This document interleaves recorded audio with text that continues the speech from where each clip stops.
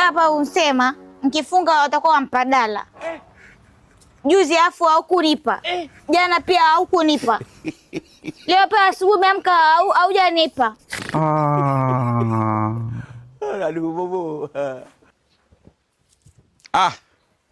Mke wangu.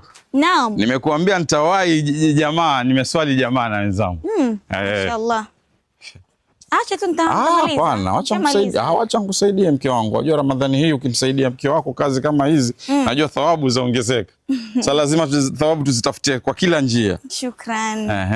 Hapo sawa, sio? Mke wangu nikuulize, leo umefikiria utapika iftari gani? Fanya mpango gani pengine? Mimi? Mada sijui. Hujui? Wapo wataka kula nini?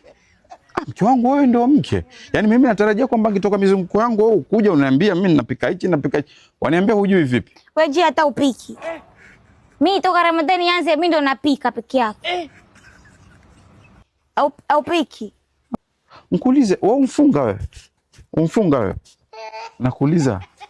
Umfunga wewe? Nakuuliza wewe umefunga? Kwani mimi hapa jana tumeongea nini? Jana? Juzi.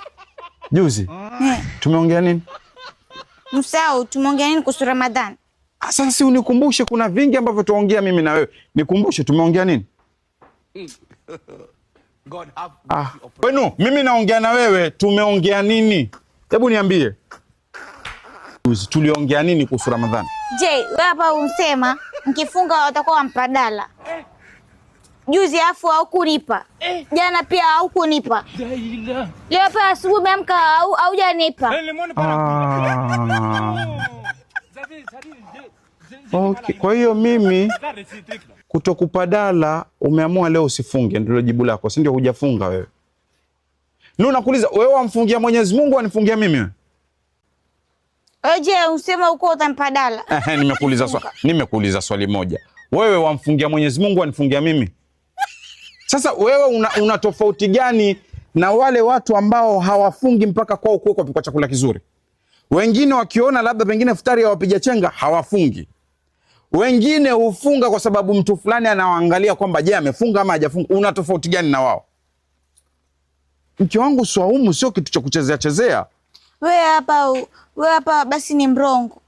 Achana na mambo ya dala, achana na mambo ya urongo, tuongelea swaumu hapa. Wewe wajua kwamba swaumu ndo peke yake thawabu zake Mwenyezi Mungu pekee ndio anazijua. Wajua hivyo? Na unajua kwa nini ni hivyo?